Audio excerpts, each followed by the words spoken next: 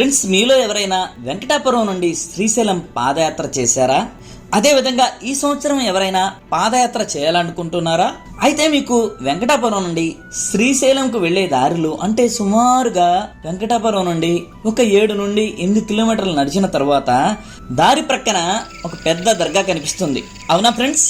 Already నడిచిన వాళ్ళైతే మీరు చూసే ఉంటారు కదా. నేనైతే మొదటిసారి చూసినప్పుడు చాలా ఆశ్చర్యపోయాను. ప్రముఖ శైవ క్షేత్రమైన శ్రీశైలానికి దక్షిణ ద్వార ప్రాంతమైన ఈ నడకదారిలో ఈ దర్గా ఎలా వచ్చిందా అని తరువాత దాని గురించిన ఇన్ఫర్మేషన్ కోసం వెతుకగా చివరికి దానికి సమాధానం 1830 జూన్ 15వ తారీఖున ఈ యాత్ర చేసినటువంటి ఏనుగుల వీరాస్వామి గారు తన కాశీ యాత్రలో భాగంగా ఆత్మకూరు నుండి శ్రీశైలం వెళ్ళేటప్పుడు ఈ ప్రదేశంలో అంటే ఈ దర్గాకు దగ్గరలో ఫ్రెండ్స్ 1830లో అయితే దర్గా లేదు, కాకపోతే ఈ దర్గా దగ్గరే సిద్ధాపురం ఉంది కాబట్టి నేను ఈ దర్గా దగ్గర అని చెప్పాను. ఈ దర్గా దగ్గరలో సిద్ధాపురం అనే పన్ను వసూలు చేసే గ్రామం ఉండేది.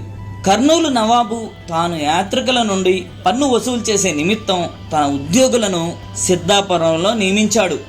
వారు యాత్రికుల నుండి ఒక్కొక్కరికి ఒక అణా వసూలు చేసేవారు. ఆ విధంగా పన్ను వసూల నిమిత్తం ఈ నవాబు గారి పరివారం ఇక్కడికి చేరింది. ఈ విషయాన్ని నేను ఏనుగుల వీరాస్వామి ద్వారా తెలుసుకున్న తర్వాత గాని నాకు వెంకటాపురం టు శ్రీశైలమైన దక్షిణ ద్వారం మధ్యలో దర్గా ఎందుకు ఉందో అర్థమైంది. ఇప్పుడు అర్థమైందిగా ఫ్రెండ్స్ మీకు ఈ దర్గా ఇక్కడికి ఎందుకు వచ్చిందో. ఈ సిద్ధాపురం దగ్గర ఇంకా కొందరి సమాధులు కూడా మేము చూసాం. కానీ ఫ్రెండ్స్, ఇక్కడ మరీ విచిత్రం ఏంటంటే వెంకటాపురం నుండి శ్రీశైలం పాదయాత్ర చేసే కొంతమంది భక్తులు పనిలో పనిగా ఈ దర్గాకి కూడా మొక్కి వెళుతున్నారు. దర్గాల గురించి మా ఫ్రెండ్స్ ద్వారా కొంత ఇన్ఫర్మేషన్ నేను తెలుసుకున్నాను. వారి ద్వారా నేను హజరత్ అనే బిరుదు ఏ దర్గాకు ఉంటుందో నాకు చెప్పారు. మీకెవరికైనా తెలిస్తే కామెంట్ చేయండి. ప్రస్తుతం ఈ సిద్ధాపురం ఒక శిథిల నగరం. ఇక్కడ ఉన్న కొంతమంది చెంచుల సహాయంతో ఈ సిద్ధాపురం కోట లేదా సిద్ధాపురం ఊరు శిథిలాలను వెతికే ప్రయత్నం మేము చేశాము. చూసారా ఫ్రెండ్స్, ఈ సిద్ధాపురం కోటలో మేము కనుక్కున్న అవశేషాల దగ్గర దిగిన ఫోటో ఇది. ఈ సిద్ధాపురం కోటకు సంబంధించిన ఫుల్ వీడియోను ఈ వీక్ లోనే అంటే ఈ వీడియో తర్వాత అప్లోడ్ చేస్తాను. ఇంట్రెస్ట్ ఉన్న వాళ్ళు చూడవచ్చు. పూర్వకాలం అంటే 1830 సంవత్సర కాలంలో శ్రీశైలం గుడి నుండి సుమారుగా 18,000 రూపాయలు సుంకం కర్నూలు నవాబుకు వచ్చిన గుడి గురించి పట్టించుకోలేదు. ఇది మరీ దారుణం చూడండి. ఎవరైనా గుడికి మరమ్మతులు చేయించినట్లయితే ఖర్చుకు సమానంగా సుంకం తీసుకుంటాడట.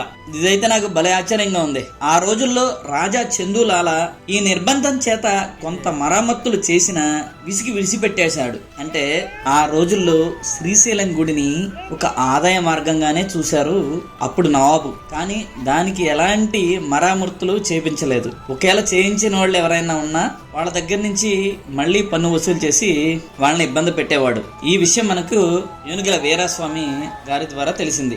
గుళ్ళో ఎక్కడ చూసినా అడవి మొలిచి పాములు పులులకు నిలయంగా మారింది. ఈ అడవిని కొట్టి చక్కగా చేసే దిక్కే లేదు. స్వామికి దేవికి ఎవరైనా ఆభరణాలు వస్త్రాలు సమర్పిస్తే దాని ఖరీదుకి సమానమైన ధనాన్ని పుచ్చుకోవటం మాత్రమే కాకుండా కొన్ని రోజుల తర్వాత ఆ వస్తువులే ఈ కర్నూలు నవాబు అపహరిస్తాడు.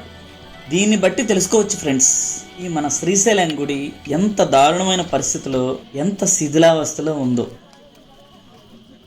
శ్రీశైలం గుడికి సంబంధించి ఇంకెన్నో వింతలను విశేషాలను శ్రీశైలం పాదయాత్ర 2025 అనే వీడియోలో వివరించాను. ఆ వీడియో లింక్ను డిస్క్రిప్షన్లో ఇస్తాను. ఆ వీడియో చూసి పూర్వం శ్రీశైలానికి సంబంధించిన ఈ విషయాలన్నిటినీ తెలుసుకోండి. Thank you friends, thank you for watching. ఈ వీడియో మీకు నచ్చినట్లయితే లైక్ చేయండి, షేర్ చేయండి, సబ్స్క్రైబ్ చేయండి. మళ్ళీ మనం నెక్స్ట్ వీడియోలో కలుద్దాం. అంతవరకు సెలవు.